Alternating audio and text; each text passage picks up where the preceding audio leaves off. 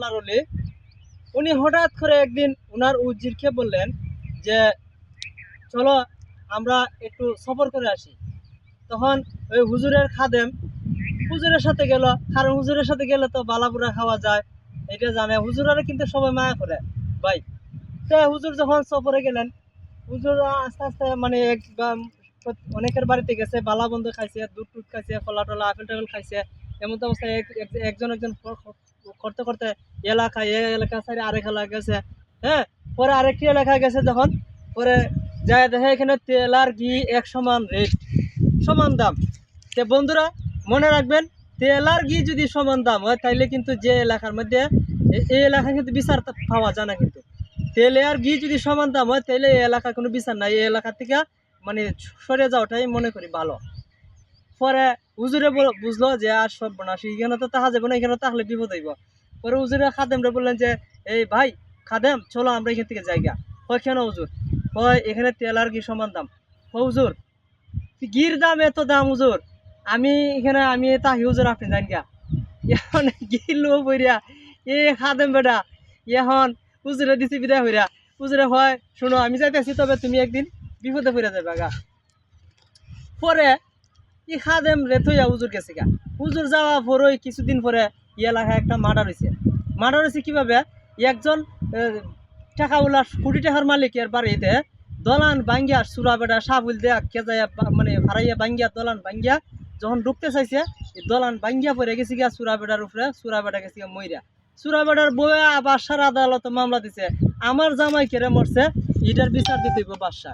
পরে বাদশা ডাকাইছে দলানের মালিক রে, এই মালিক, দলানের মালিক, তুমি যে দলান বানাইছ, তোমার দলান কেড়ে নরম করে বানাইছ, তোমার আজকে ফাঁসি। সুর কেড়ে মরলো, সুরের বউয়ে আমার আদালতে মামলা দিছে, কেমন বিচারক এবার বুঝেন। এর পরে কিতা করলো, এখন আর দলান উল্লেখ হয় হুজুর আমি দলান তো আমি আমি মালিক, কিন্তু দলান তো আমি বানাইছি না, বানাইছে রাজমিস্ত্রি। এখন রাজমিস্ত্রির হয় এই রাজমিস্ত্রি তোর ফাঁসি, তুই কেড়ে নরম করে বানাইছ, নর্মাল করে বানাইছ। রাজমিস্ত্রি হয় হুজুর আমি যখন মাল বানাই, আমি তো হাম হয়েছে আমার ইট লাগানি আর প্লাস্টার করন, আর এই যুগালি হয়েছে মাল বানাই দিত আমার আইনা দিয়ে আমি কাজ করি। যুগালি কীভাবে বানাইছে আমি জানি না, যুগালিরে ধরেন, যুগালিরা তোর ফাঁসি। যুগালি হয় হুজুর আমি যে মাল বানাইছি, আমি যে সব মাল বানাই ও একবার গুড়া লই আইছে, গুড়ার গলা মাঝে গুঙ্গুর লাগা, গুঙ্গুরের আওয়াজে কিতা হয়েছে মানে আমি ওর দিশা হয়ে গেছে, কয়টা মাল দিলাম, সিমেন্ট দিলাম, কয়টা পানি দিচ্ছি, এটা বুঝলে গেছি গা।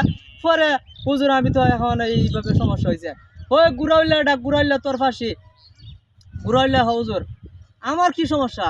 গুঙ্গুর বানাইছে, ইয়া বানাইছে স্বর্ণখারে বানাইছে, স্বর্ণখারে ধরেন, স্বর্ণখারে এখন স্বর্ণখার আইছে, স্বর্ণখারের গলা এমন চিকনের চিকন ভাই, স্বর্ণখারের পরে আইসে পরে স্বর্ণখারে কয় এই স্বর্ণখার তোমার ফাঁসি, তুমি কেড়ে গুঙ্গুর বানাইছো, তোমার ইটার কারণে ওই বেটার এই মাল বানাইছে পারছে না, এই ঘর বানাইছে নর্মাল করলে এই মানুষ মারা গেছে।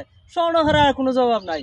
স্বর্ণখারে যখন ফাঁসির মঞ্চে নিয়ে উঠাইছে, তখন আমেরিকার থেকে রশিয়া আনছে, বা রশিয়া নিয়ে যখন গলা তো এর চিকন হয়, তাহলে তোমার তো না, তুমি যাও, তুমি খালাস।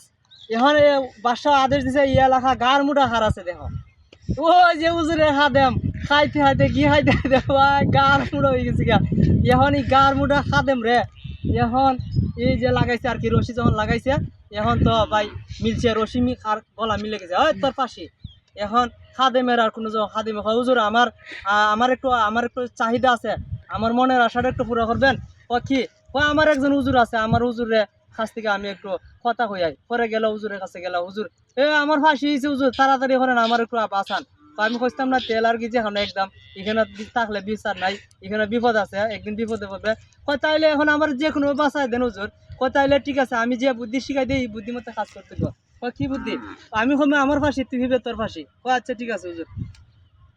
পরে এই বাসার কাছে গিয়া হয় আমারে ফাঁসি দেন হুজুরে, খাদেমে হয় আমারে দেন। এরা মারামারি মানে ওই যে ওরা কিতা লাগিয়েছে, ফাঁসি হার আগে কেটা হইতে বাসা আরে মানুষ ফাঁসি ঝুলতেছে না, আর এরা দিয়ে মরবার লাগে বেটা পাগল বেটা, এটার মধ্যে কি রহস্য আছে? বাসা হয় এটার মধ্যে কি হয়, কে তাহলে আমারও দিলাও ফাঁসি, তোমরা দিয়ে খালি পাগল হয়ে যাও, কয় তাহলে আমারও দিলাও। বাসার নিজের ফাঁসি নিজে হয়ে গেছে।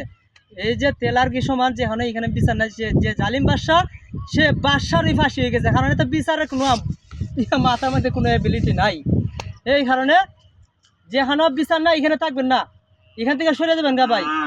তে ভিডিওটা দেখে অবশ্যই শেয়ার করবেন, লাইক করবেন, কমেন্ট করবেন। আমার ইউটিউব চ্যানেল আছে, ইউটিউবে আমি ভিডিও পোস্ট করব, এবং ভিডিওটা শেষে দয়া করে একটি সাবস্ক্রাইব করবেন নতুন নতুন ভিডিও পেতে। আজকের মতো সংক্ষিপ্ত আলোচনা করলাম। আল্লাহ হাফেজ।